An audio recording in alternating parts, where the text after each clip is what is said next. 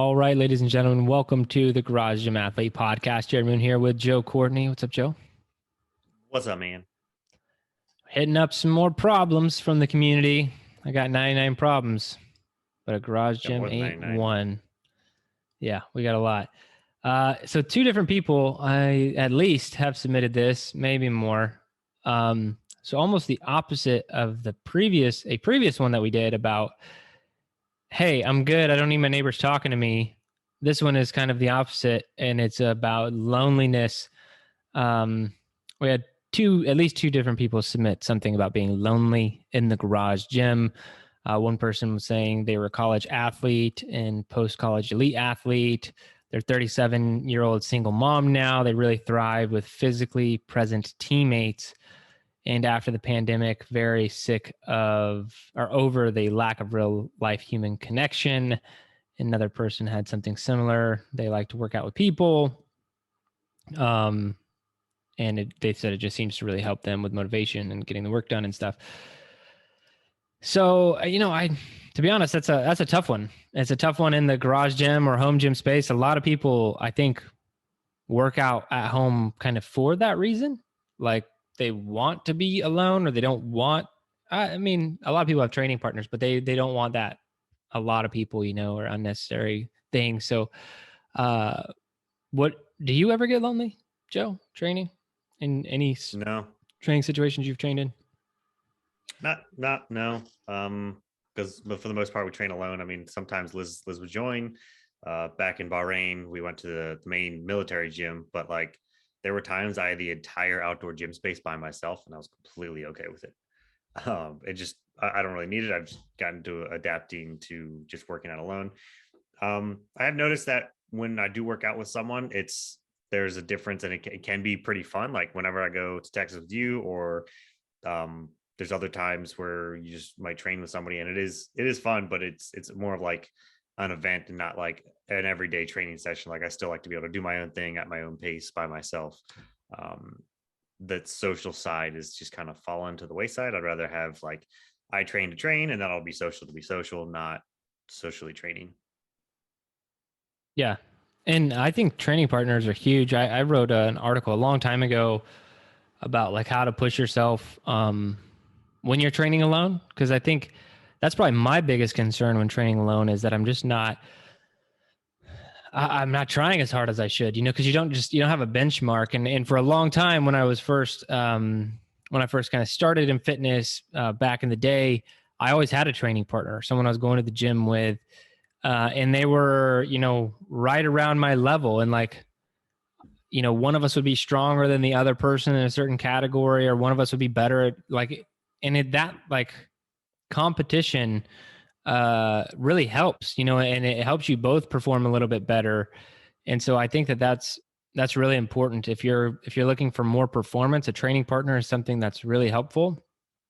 I don't get lonely. Like, yeah, I'm not really looking for the social aspect at all in training. To be honest, anytime I add a partner, like I added my brother, I train with my brother now, and I'm not getting that. Like, our fitness levels are very different, and I've talked about him in the past. Like, we're just on very different levels, and so it's not like I don't have that competitive thing, or he's pushing me, or anything like that. But there's that social component. But to be honest, like I have the time that I have, and I feel like sometimes when you add that social component, it can lengthen a training session beyond what maybe it needed to be. But you work through that. I realized that too when I was younger. Like we would be at the gym for 2 hours, and we could have done like everything we needed to do in 45 minutes if we were by ourselves, probably.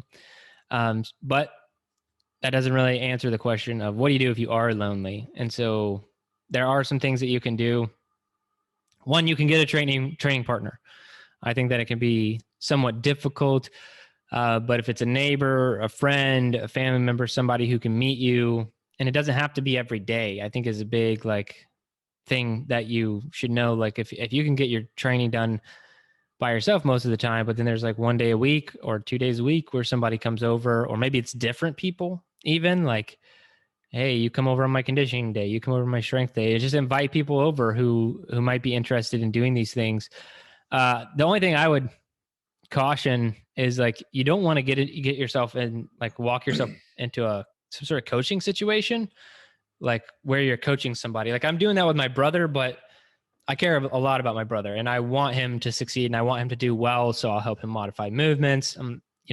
Do whatever I have to. I'll watch him in all those things, but that's because he's my brother and, you know, I want to take care of him. But if I had a neighbor coming over and this is just kind of turning into like free coaching for them, it is going to take up a lot of time. I'm not going to be able to work out how I want to work out. And so you just have to be mindful of who you invite. So that's one way, invitation from a neighbor or friend, but also with the asterisks of who you're inviting over and what that could turn into for you.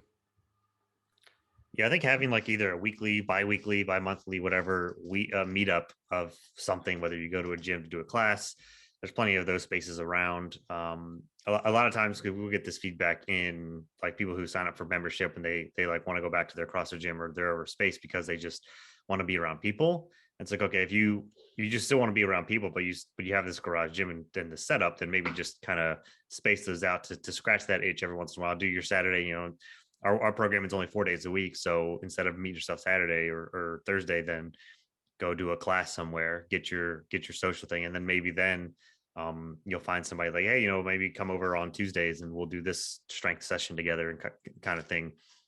So spacing those out just to kind of, so you don't have to fully commit to going to a gym full time. You can still work out at your gym. Then there's also events.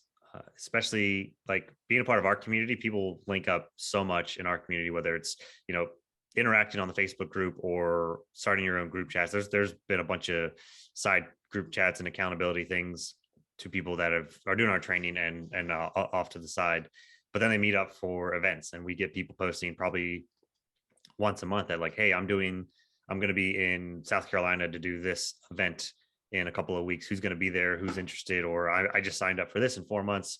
Who wants to come? Who's in the area? And that's the kind of community you want to, I think would be good to be a part of versus like trying to coerce friends and family that don't really want to do those types of things. You be a part of a community that already has people that are doing this types of things. And it's like, hey, let's just meet up and hang out and that. So you already have the commonality of training and just like training mindset and working out alone. And then just having that excitement of being able to do something with someone. So I guess that was, shameless plug for our training just to do that, to be a part of the community, because there's so many people that get together. And I know there's people now that have become like really good friends and meet up just like socially now and don't even train together. They just like do stuff together on the regular. And we have people located literally all over the world. We have athletes. So there's probably somebody in the general vicinity of you to meet up every once in a while for like a Meet Yourself Saturday or a do event or something. That would also be an option if you might not have a couple people like within your immediate vicinity or a class that you want to go to. Yeah. And I would say online communities are huge. We have an awesome one. Like we're doing this daily over decades challenge right now. And I mean, it's the community that keeps me going and doing that. I'm sure that if I were to be doing it on my own, I would still do it, but maybe I wouldn't be as motivated to get it done. Maybe I wouldn't. So I think taking part in any of the challenges that we're doing, but then one step above that, leveraging somebody in the community kind of as your accountability partner. Like I've seen that happen in our Facebook group where someone just straight up like, I need an accountability partner who can do that, and someone else might be looking for an accountability partner too. And you guys can just get in like a Facebook message situation or text message or whatever. I think that those kind of things help a lot. If you're looking for increased performance in a training session, that is the hardest thing to do because you're going to have to get someone who's as fit as you, if not a little bit fitter. And you're going to have to train the same time with each other every single day. So that's hard. But if you just need like the social aspect, I think everything else that we've talked about is very doable. Community meetups, finding an accountability partner online, knowing that there is this group of like thousands of people doing the same thing that you're doing and just trying to get it done. And it's not easy for anybody. We're all just getting it done. I think that drives me a lot of time, is just knowing how many other people are doing this stuff. That really motivates me to make sure I get my training sessions done, especially in this challenge right now. I just know I want to lead from the front in this challenge. I don't want to end up not doing it or something like that. And there's almost no excuse to not do it other than just not doing it. And so I think having a community behind you is a big part of that. Yeah, for sure.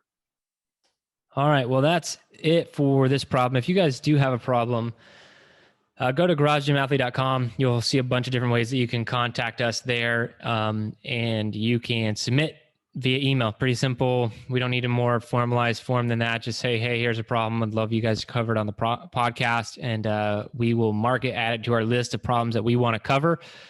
And we'll get it done. And if you're watching this on YouTube, give us a thumbs up on the video. Give us a comment, subscribe to the channel. And then if you're listening, 5-star review, positive comment would really help the show out on your favorite podcast player. But that's it. Thanks for watching or listening to the Garage Gym Athlete podcast. If you want to learn more, go to garagegymathlete.com. You can learn about our training. Let us send you a copy of our book, The Garage Gym Athlete, or you can even get featured on the Garage Gym Athlete podcast. Thanks for listening.